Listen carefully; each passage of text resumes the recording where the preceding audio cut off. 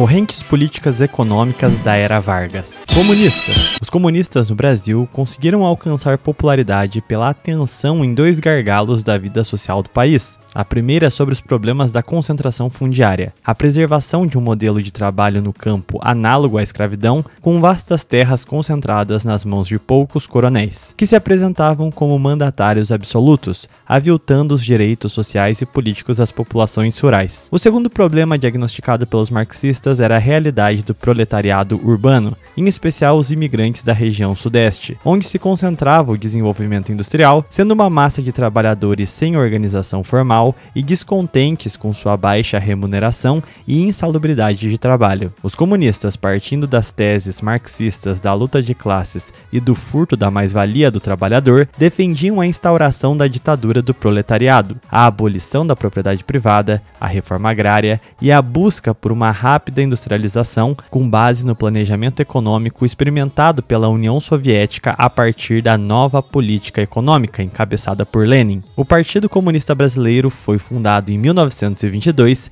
e entre as décadas de 20 e 40, a maior parte de seus filiados eram trabalhadores industriais, camponeses e militares ligados à coluna Prestes, sendo seu maior líder do período Luiz Carlos Prestes, tendo chefiado a tentativa de golpe de Estado em novembro de 35. Liberais. O liberalismo no Brasil tinha uma vasta experimentação desde os tempos do Império. Suas prerrogativas eram a integração econômica, inserindo o Brasil na divisão internacional do trabalho como uma nação agroexportadora, defendendo tal posição devido às condições naturais que favoreciam a agricultura. Outras pautas características do liberalismo brasileiro era a austeridade fiscal, a não intervenção do Estado na economia, o combate à inflação e a política de câmbio livre. A maior parte dos liberais eram agricultores até então. Com as crises econômicas dos anos 20 e 30, os cafeicultores passaram a recorrer à defesa governamental, mas se opunham às correntes industrialistas que também demandavam protecionismos,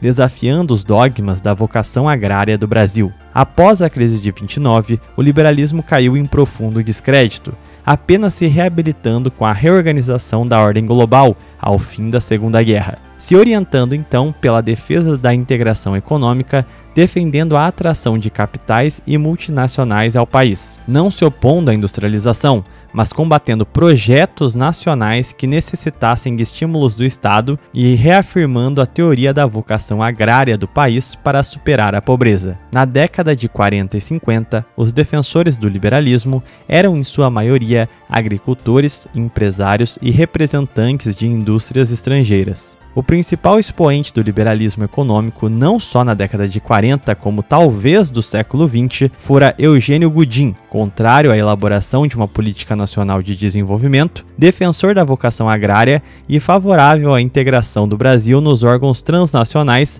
como forma de atração de capitais e indústrias multinacionais, tendo sido ministro da Fazenda de Café Filho. Corporativistas. O corporativismo defendia a conciliação das classes produtivas de forma a organizá-las em uma disposição cooperativa em substituição à luta de classes. Os corporativistas defendiam o fortalecimento do Estado como uma entidade técnica, sem sucumbir às influências proletárias ou burguesas, para a partir da posição de um tribuno em meio aos conflitos de classes, constituir instituições que abrigassem representantes de ambas as classes para, em pés de igualdade, organizar a vida profissional e econômica do país. Estas seriam as corporações de ofício. Defendiam os ideais corporativistas, o funcionalismo público técnico, a nascente classe média urbana, setores nacionalistas e católicos. As principais pautas dos corporativistas eram a defesa da regulamentação do trabalho através de leis trabalhistas e a necessidade de disciplinar a vida econômica através de um modelo vertical de federações, integrando a economia nacional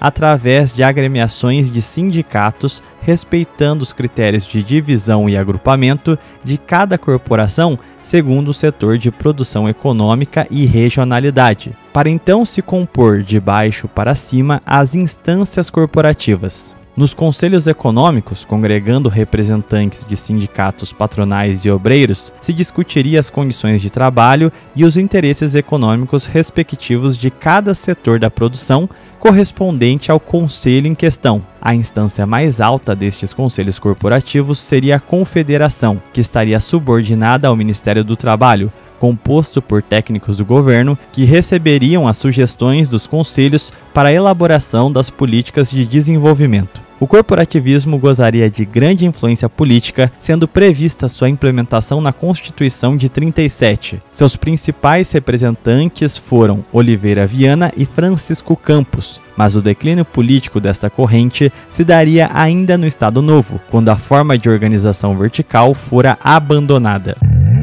Momento Jabá. Se você está gostando desse vídeo aqui, eu peço por gentileza que você se inscreva no canal, deixe um gostei e se quiser ajudar, temos a chave Pix na descrição ou o clube de membros com conteúdo exclusivo. Foi rapidinho, pode voltar pro vídeo.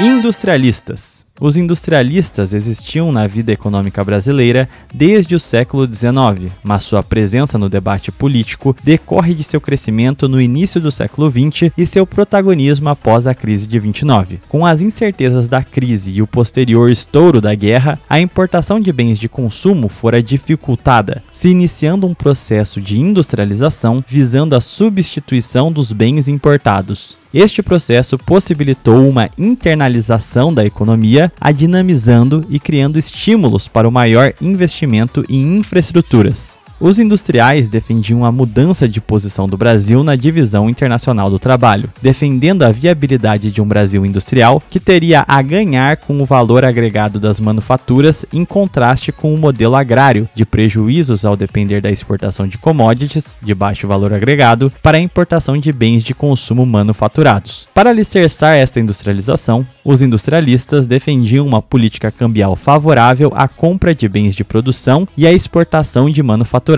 Uma industrialização encabeçada por empresários nacionais, barreiras a produtos com semelhantes nacionais, disponibilidade de crédito à indústria e a participação do Estado na economia para promover o desenvolvimento de áreas complexas, o fortalecimento do sistema bancário nacional e a promoção de infraestrutura. Os industrialistas acreditavam na participação cooperativa entre Estado e a iniciativa privada, defendendo o caráter consultivo das associações industriais para a delimitação das políticas econômicas, mas se opunham às regulamentações das relações de trabalho e ao modelo corporativo de congregar os setores da economia segundo sua área de produção, optando pelas associações patronais gerais, que conglomeravam os industriais de diversas produções em associações regionais e nacionais, para pressionar as autoridades públicas a apreciar suas recomendações. Os principais representantes dos industrialistas na era Vargas foram Roberto Simonsen e Evaldo Lodge. O declínio da corrente industrialista se deu com a abertura política e econômica a partir de 1945, que gradualmente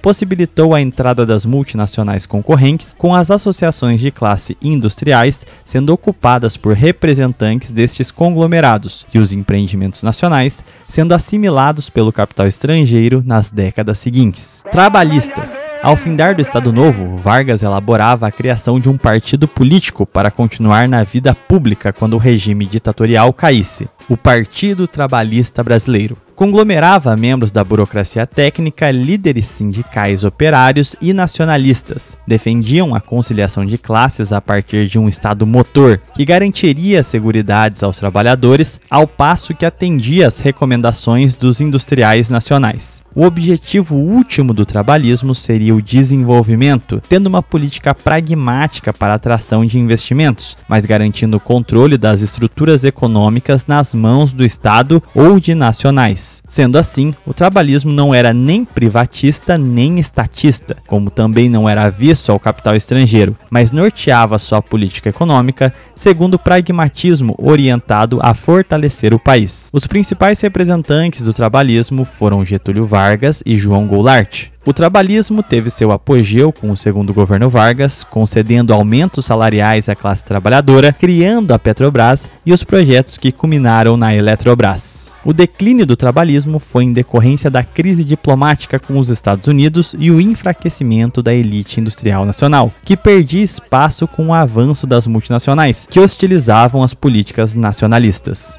Acabou, porra! Bom, como vocês puderam ver, eu não citei muitos grupos influentes da Era Vargas, porque este vídeo aqui é apenas uma delimitação das posições político-econômicas do período. Então, por exemplo, grupos como o integralismo ou o patranovismo, por exemplo, tinham disposições corporativistas, então estão inseridos dentro do grupo corporativista. Fiz dessa forma porque dá maior foco às divisões econômicas e não tanto à questão política e ideológica, que senão viraria uma verdadeira salada mista e o vídeo ficaria com 5.000 horas. Se você acha que era necessário colocar mais algum grupo que ficou de fora, peço que você deixe aí nos comentários recomendações, críticas construtivas e afins também, deixe aí nos comentários. Eu vou ficando por aqui, fiquem com Deus, até um próximo vídeo ou live.